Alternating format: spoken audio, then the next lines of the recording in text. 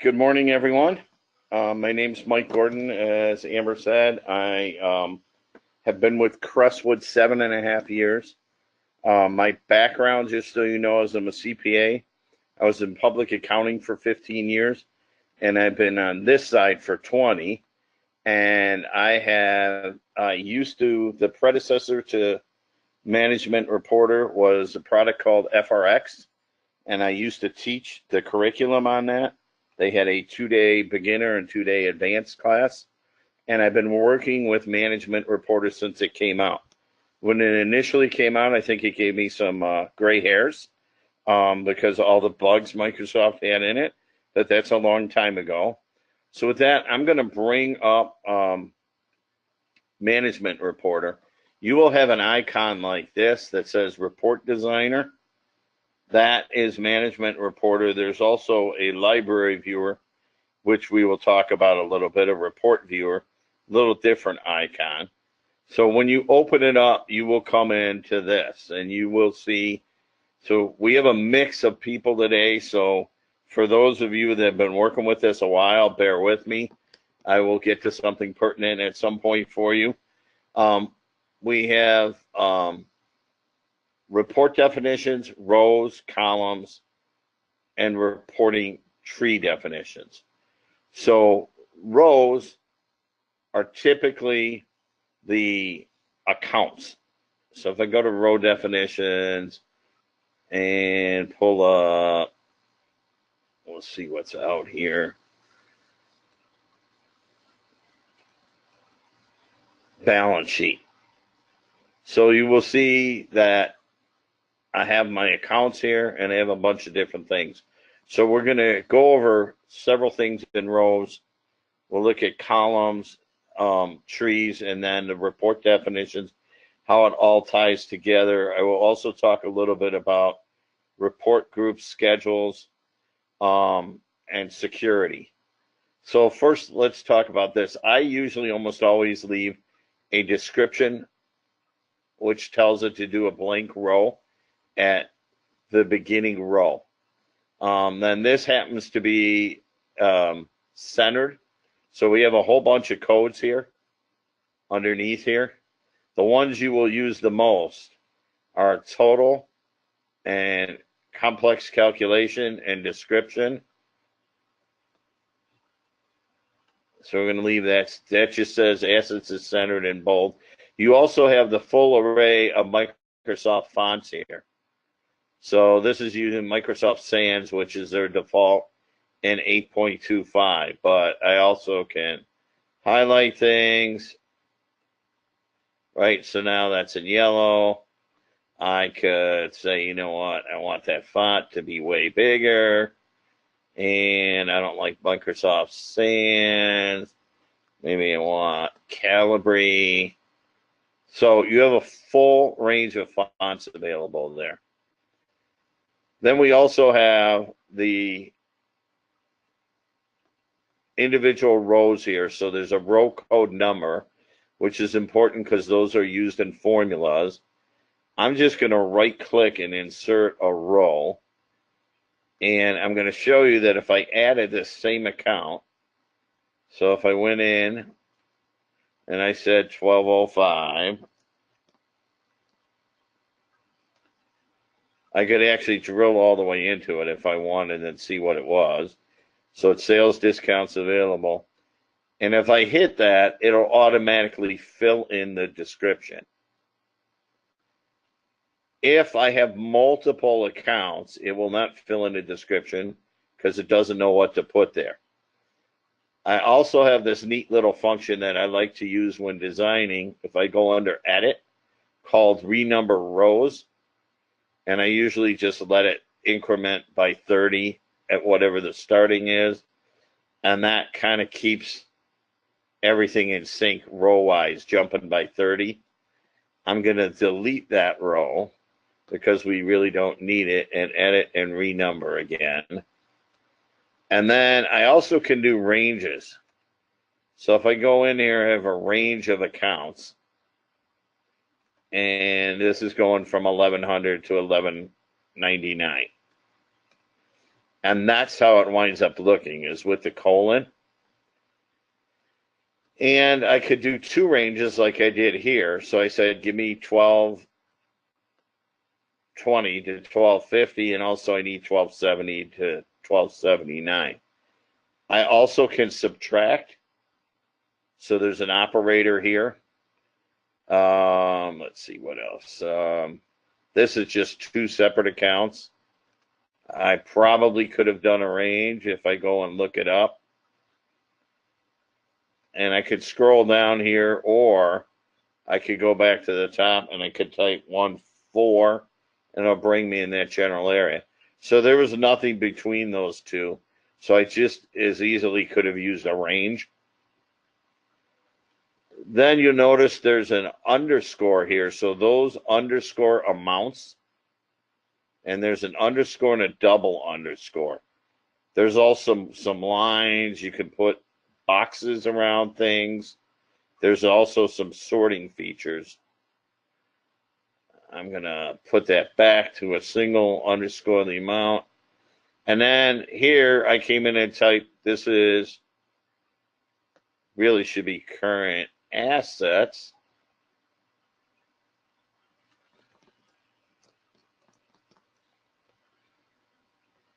And then how you add in Management Reporter is you use that colon in the middle. So row code 160 to row code 370. And that's the total I get. Then I have property and equipment net and other assets net, and I come down to a total. So here I said, give me 490 to 520, plus I want 430. I double underscored that because that's my total assets, gave myself some spaces, and went to another section here. And this is more of the same. We're going to talk about some other things on this sheet. So we talked about the accounts. You'll also notice in here, I have divisions and department. This is newer with Management Reporter. I can code the full, all segments in the row. There's a benefit typically in not doing that, but sometimes you need to do that because the reporting tree, which we'll talk about later, but I'm going to take a quick look at one so you can see. So if I looked at a department reporting tree, right, administration, accounting, sales, I don't need this division back in right here because I have it covered in my reporting tree.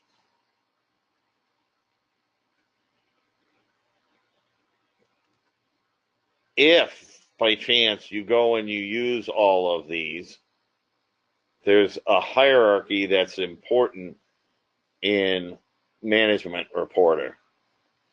The row overrides what's in the tree, and the column overrides the row. And I'll probably say that again. So when there's conflicts, what it typically looks at is, again, the row overrides the tree, and the column overrides the row. There's a couple of other things I want to look at here. So if I do have a tree, so this is just a consolidated tree, my related rows or units, I could actually assign a specific account to a company, or if it was back in our departments, right, a branch level of the tree.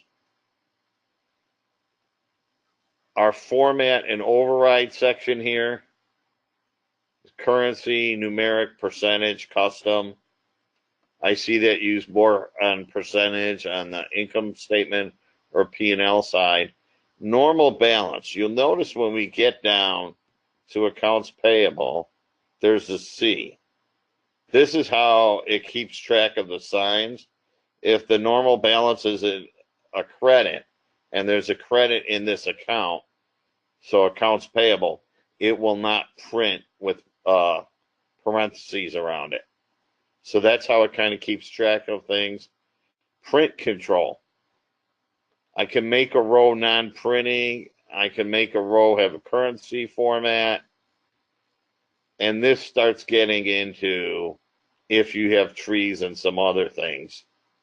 There's also conditional printing. I can print debit balances or credit balances only, or have no conditional printing.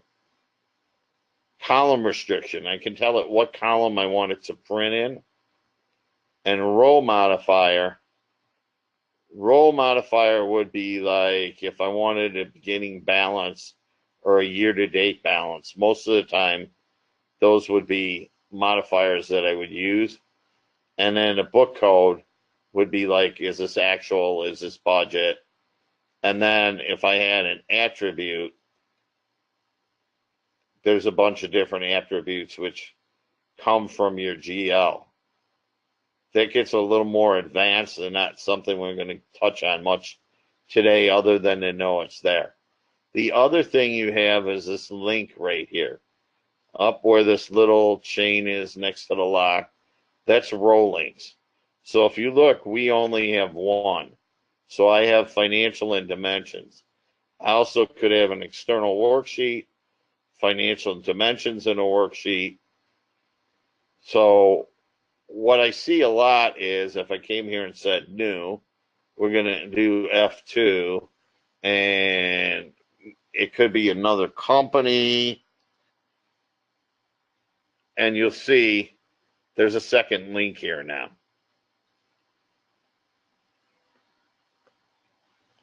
And row linking is a whole other thing, but I wanted you to be aware.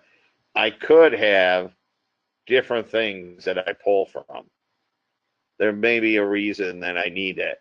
Or this could easily have just as easily been, right, if I say dimensions in a worksheet. And then I have to tell it where the worksheet is and the worksheet name. So I'm actually going to delete that extra link for right now. Go back to what we had. And then we have our totals, and at the bottom you'll notice here's a calculation. And what I want to show you with calculations is you typically want the @ sign in front of the row code.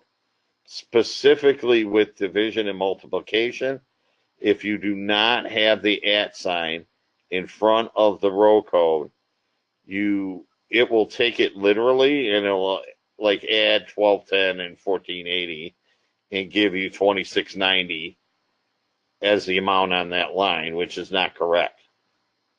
So just remember, if you're using calculations, it's usually multiplication and division, but I would just get in the habit, if I'm using calculation, put an @ sign in front of any row code.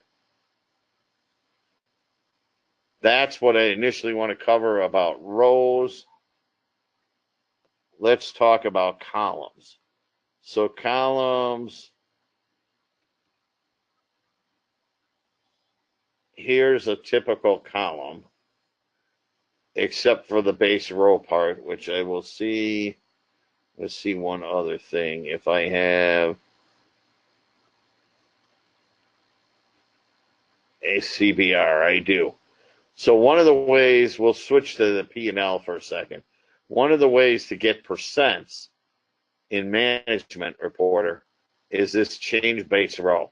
So what this tells me, this 580 says that net revenue, this right here, is my 100% line. And it will calculate everything based that way unless it sees another CBR. And how that works in the column we just pulled up, this B divided by base row, that's how you get the percents. It knows to use that 100% line. Same thing with the D divided by base row. Difference is that's current, and periodic, and year to date. I'll flip back to the row for one more minute. So again, everything is going to calculate as a percent of net revenue. If I wanted to calculate as a percent of total revenue, I would make that 460. And then there used to be, this also used to be on the FRX side, and for years they had a mistake because they would come down and when they got to expenses here, they would insert a CBR that they wanted to see expenses based on total expense. So if I came down to total expense, the CBR would be row 2440. Then when they went down to other things, they never flipped it back. So it used to be a quiz I would give people. But again, this CBR, until it sees another one, and in this row it won't, this is the only one, everything is going to calculate as a percent of net revenue. So that's one way to get percents, and that's what column C and E are. If I didn't want percents, I would just have these first two columns. And you'll notice I have some headers here. So at calendar month short. So if I look at that, and I go to insert auto text, that's where all this stuff comes from. Month long, I don't know why Microsoft did this. I'll talk about it more when I get to headers and footers, but it actually includes the day, which normally you do not see in a financial report. Current year to date and last year to date. So here's an example of the current year to date and the prior year. The difference is I put base -1 in the fiscal year. And this column type, the FD stands for financial dimensions. The other types of things I could have is it could be a calculated column, a description, etc. that we have here. It could be a worksheet. Most of the time it's financial dimension or worksheet. And then the book code is either a budget you have set up in your ERP or the actual. And then this is just saying it's the base fiscal year. So the base is what's on my report definition, and we'll look at that in a little bit.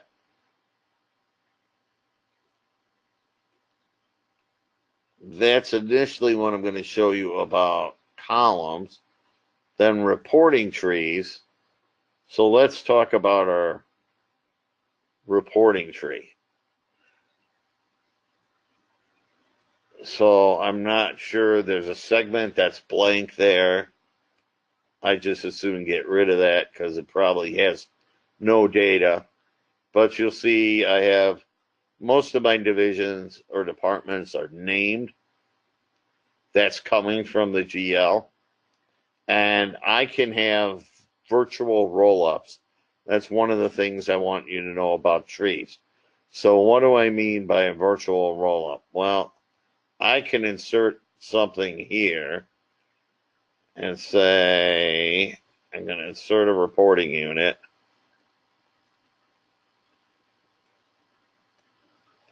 And I'm going to say that is office. And I'm going to paste that over there. And then I am going to drag in reverse order of how I want them to display. I'm going to drag accounting to office and admin office because the last thing you move is what winds up on top. So I just created a virtual roll-up that says office. Then I could do another one.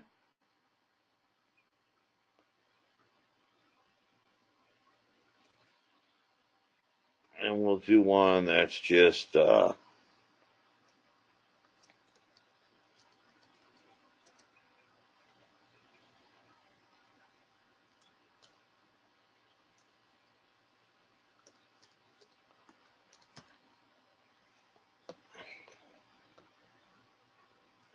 bear with me, that hopped a little bit.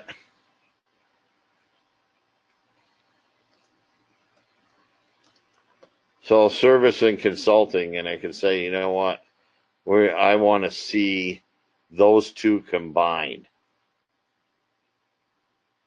So I've created virtual rollups now of those underneath, and I can report off of that. I can create any kind of virtual rollup I want to. I'm going to close out of that and not save it. And then I'm going to show you how you can. So if I do new, I can always manually build these if I know what my dimensions are, right? I can come in here and say, all right, this departmental, and here's my department. And I can add these manually. I also, instead of doing that, I could go to edit, insert reporting units from dimensions. And here I have a choice of what I'm going to insert. Account category is from your GL. I don't typically see a lot of success with that. And then division and department. And which one do I want first? I could flip them if I wanted to. I could say, you know what, give me department and then division. Or I could just do one of them. I'm going to do both just so you see what it does. So no, there's my departments under the divisions.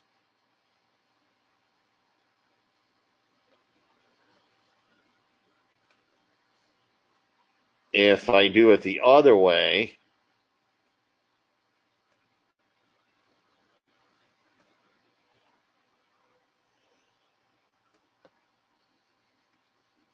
and I'm going to say move division down and do department first and then division,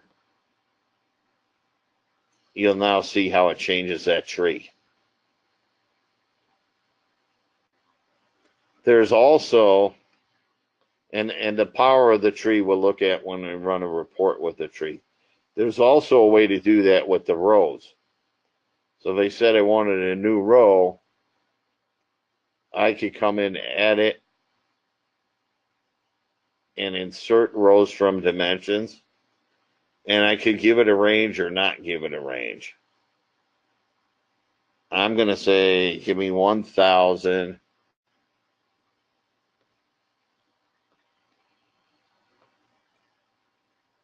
I'll try that again.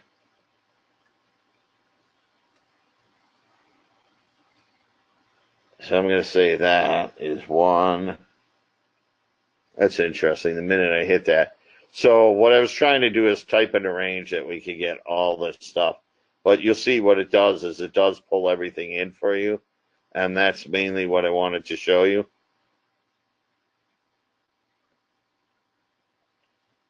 And then if you say, how could I start doing stuff with this? If I wanted to adjust this, right, I could come here and say, all right, well, I could change this to cash.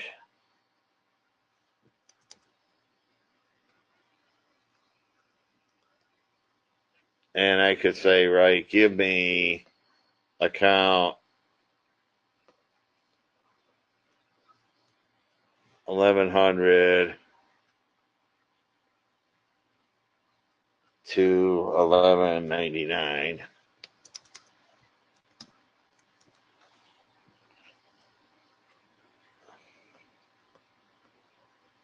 And then I could, if I wanted to, I could delete all these.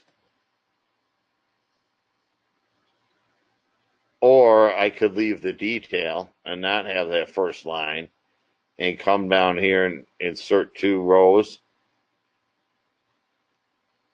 And write, I could total it and do an underscore and then say, right,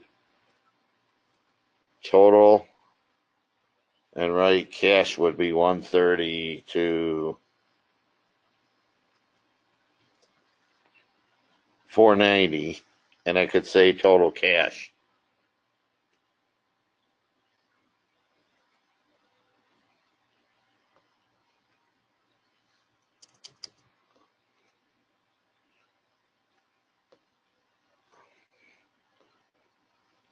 All right, so we touched on rows, columns, trees, report definitions. So this is kind of what ties it all together. If I went in here and let's pull up a balance sheet. So here's how I know what row I'm using, and I can design from here if I want.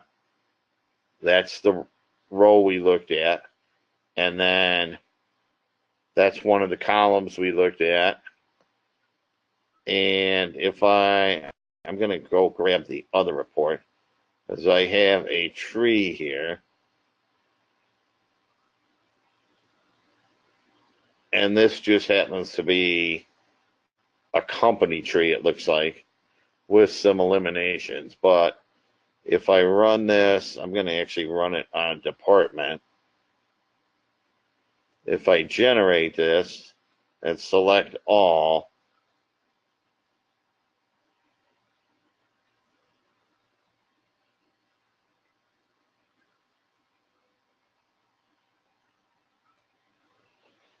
this is the browser report. And then if I look, I can switch to any department I want.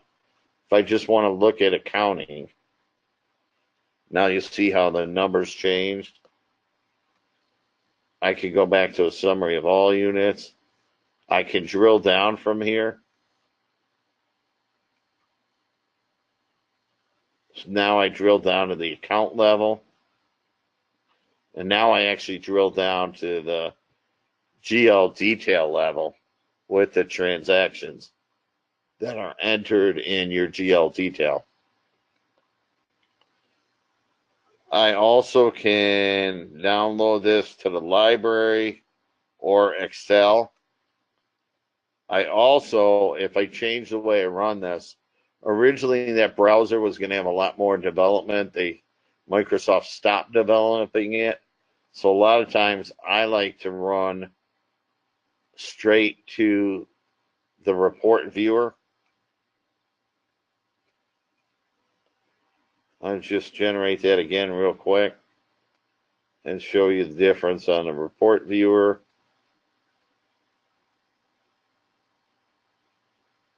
Oh, there's the report viewer. It's a little easier. Everything shows here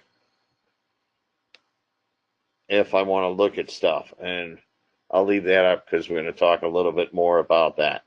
The report definitions here. So here's the company. Here's the detail level I'm going to. It could be financial and account, financial account and transaction. I also have the ability to look at posted or posted and unposted or unposted only. That can be helpful sometimes. The base period here, you'll notice it says date information not saved with the report definition. Anything I do here is temporary. So flipping these periods is temporary. If I do it here, however, you'll see it says date information saved with the report definition. Current is the last closed period, is the current period. C-1 is the last closed period. I'm going to leave it at current because I think that's where they have some of their demo data. And then, as I said, you'll see here, I'm using the income statement row definition, the dynamic column, which we're actually going to talk about, and the department reporting tree. This just shows you it's generating a library, what it's called. There's some report options here. I almost always put report duplicate accounts. And then for Excel, to include headers, footers, formulas, comments. And then you have, do I display my header and footer on the first page only, or do I want it in layout view? Here's where you do your headers and footers. So again, this is some auto text. So write company description.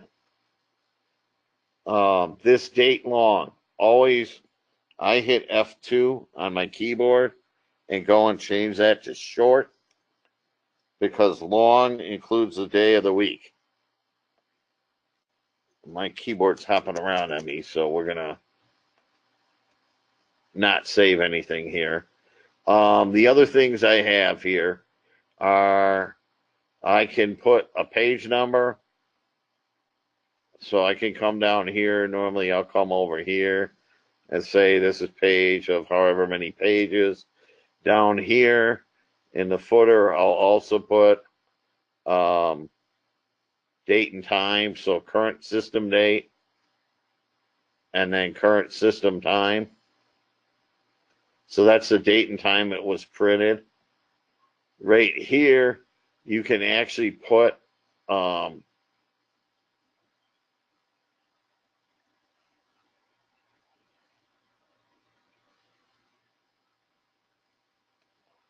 trying to see what that is. But you can insert, it might be an image. Yeah, it is. It's our image, our Crestwood image. So you see our logos in there on that report. So it should print on that report. The other thing that's really important to show you is here's where rounding is. Do I want rounding? Don't I want rounding? This calculation order right here, this is normal that the rows calculated first, then the column.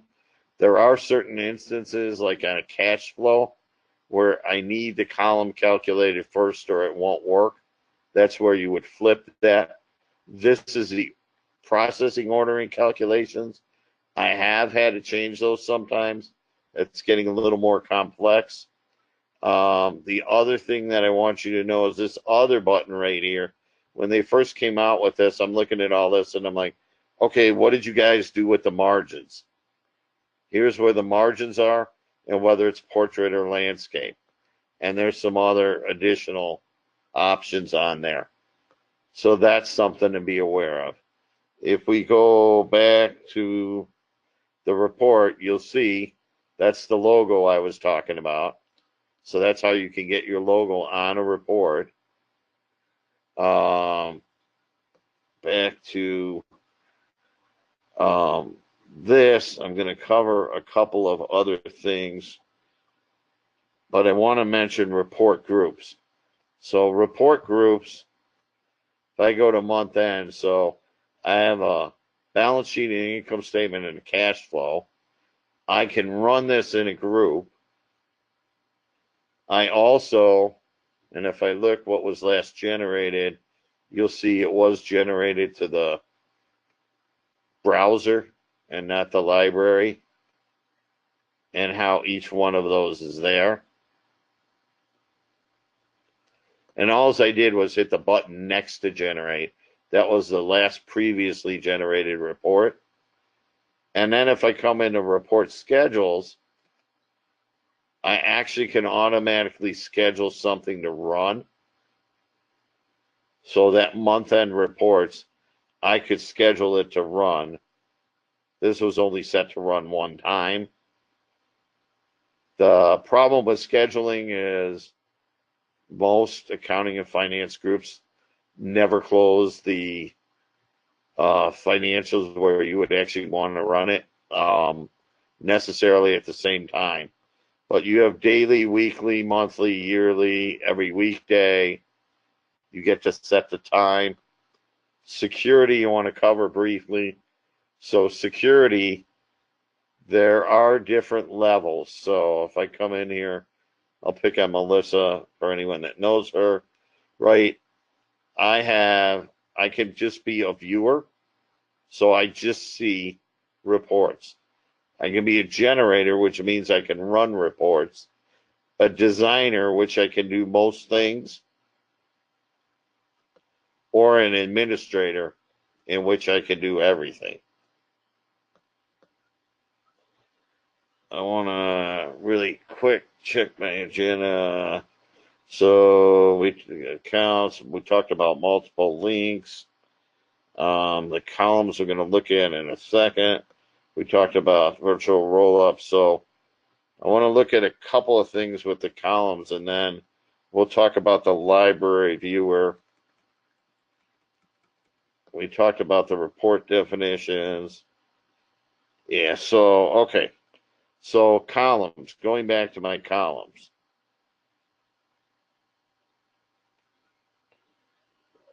See if I have a quarter to date. So here's a rolling quarter.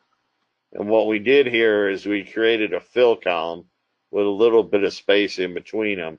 You have your year to date, then you have your current month, 1 month prior, and 2 months prior. That's the base -1 and base -2. And that's how you get those to always run. And what else did I want to look at? Rolling. So rolling, here's a rolling 12 months. So this will always give me the prior month, 2 months ago, 3 months ago. So that's what's meant by rolling. What I really like is this dynamic one. So the dynamic one, you'll notice I have actual and budget. And the periods are hard-coded. Right? They're all hard-coded. What makes this work is a conditional print control. So this says print only if the period is less than or equal to the base period. So the base period is when I'm running the report. If you remember back on report definitions, this period right here is the base period. Go back to my dynamic one. So it's only if it's less than or equal. The budget is only if it's greater than the base period. So if I ran this for period 5, it would give me actuals for 5 months and budget for months 6 through 12. And that lets us do a combination of actual and forecasted. Now, how that works for the headers, how those actually get to work, is the actual is spread from B, which is the current column it's in, to the base period. So that's how it knows how many columns to go. And the forecasted is just a formula that says, I want from base +1 to Y. And that stuff all lines up then. So if I went back to this report using this, we'll see the last generated one. You'll see actual is for January and forecasted was for the rest of the year. And here's total forecasted.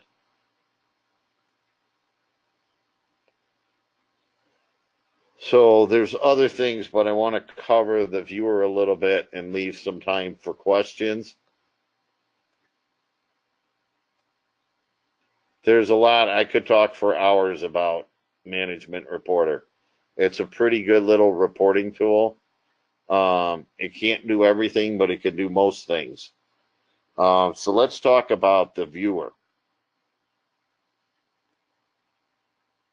So this is the specific report that I had up. The other thing I can do on reports is I can, if I go on a line here, I can make a comment. I can drill down, but if I actually had Dynamics open, which I don't right now, I can actually, as long as I have a license and I have Dynamics running, I can fire back to the window in GP. So that's kind of cool. I don't have enough time to get into that.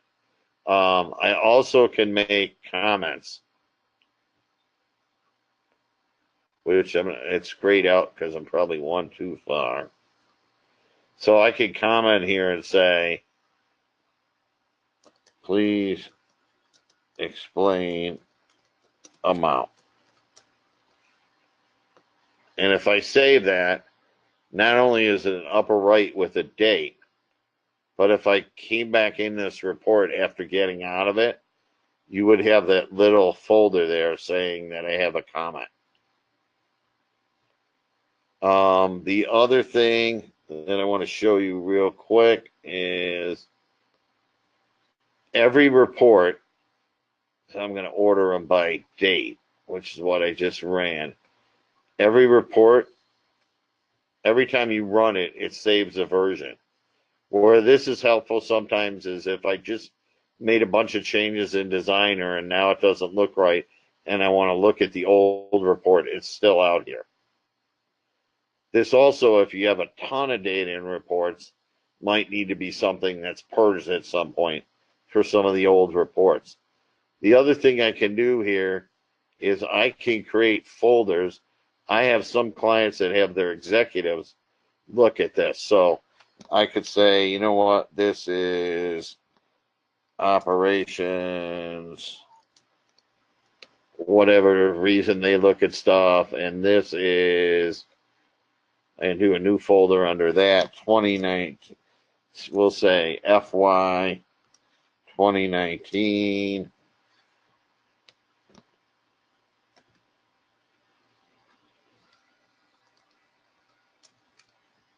And then under that, I could create a folder and I could create the individual months. So I could say 2019-01. And the reason I do that is the way it sorts. If you did 01, 10 is going to come right after that. It just won't sort right. So that's how I would do that. And I have people that use this, and what they do is they email their execs and say the reports are out there for the current month, and then they go out and they kind of self-service. The other thing is there are permissions on these folders. So I have one client that has some stuff out there, and there may be a slew of folders under operations that are actually individual reports, and they have them go into a folder, and they have it restricted by the permissions on here, right? I could add what user could see this, right? I could say Melissa could see this, but I don't want her to delete, create. I just want her to view it. So now she's got view rights to anything under operations. Also, when I actually have a report up, so let's go back to this one, I can export to Excel. So I would say I'm probably going to do all reporting units, and then do I want all of this? And open the workbook after exporting.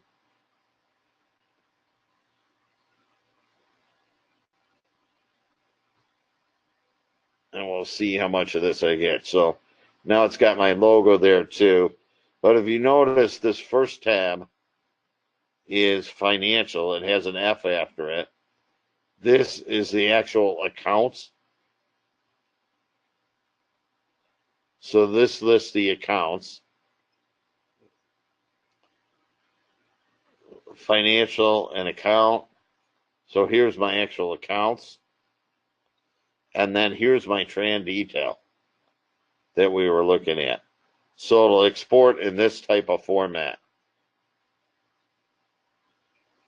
And my logo, I could just highlight it and delete it. Right, I don't need my logo on there.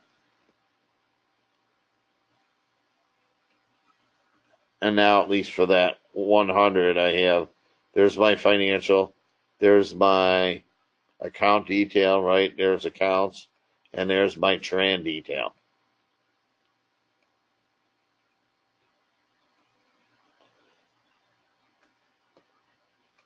The other thing people ask a lot about is emailing or copying the link.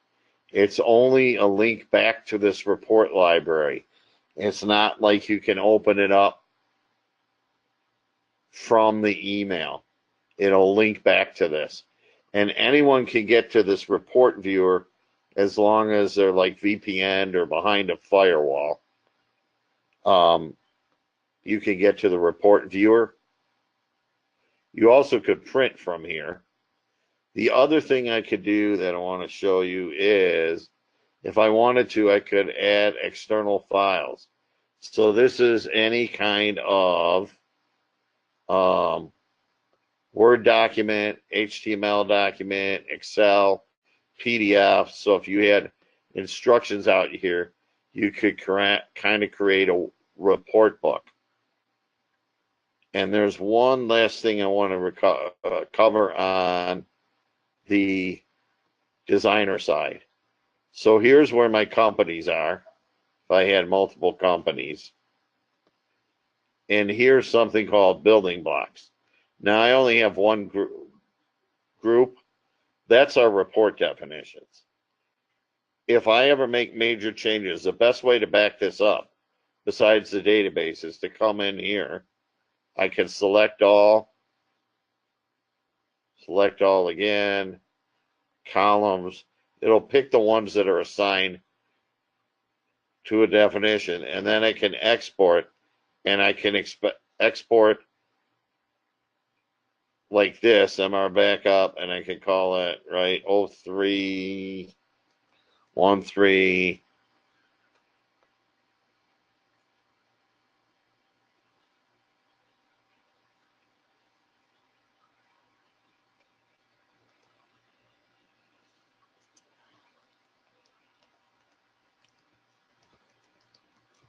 19, and I'm going to get rid of the little periods that it's sticking in there.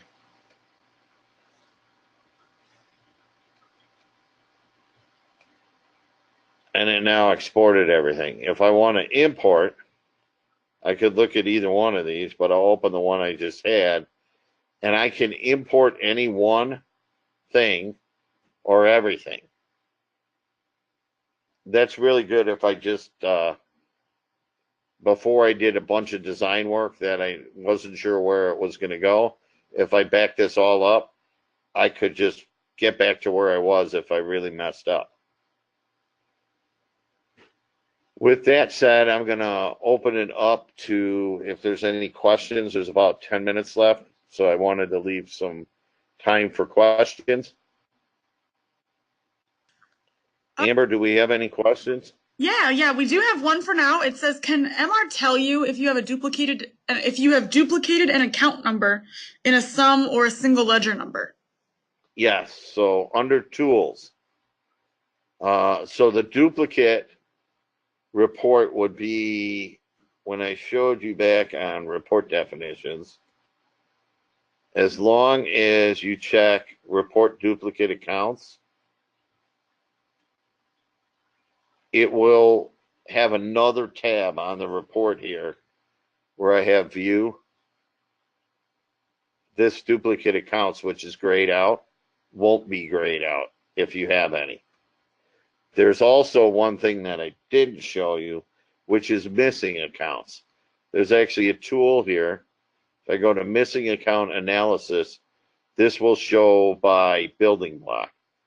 So if I look at my cash flow default, all these accounts are missing on it. My expense default. Now it thinks these are actually account categories, but if I was missing something, that would show me that. Any other questions? Nope, not for now. So I think we can. Go ahead. There's just one other report I want to show. Awesome. So this side by side default, it's actually in the row definition. There is a little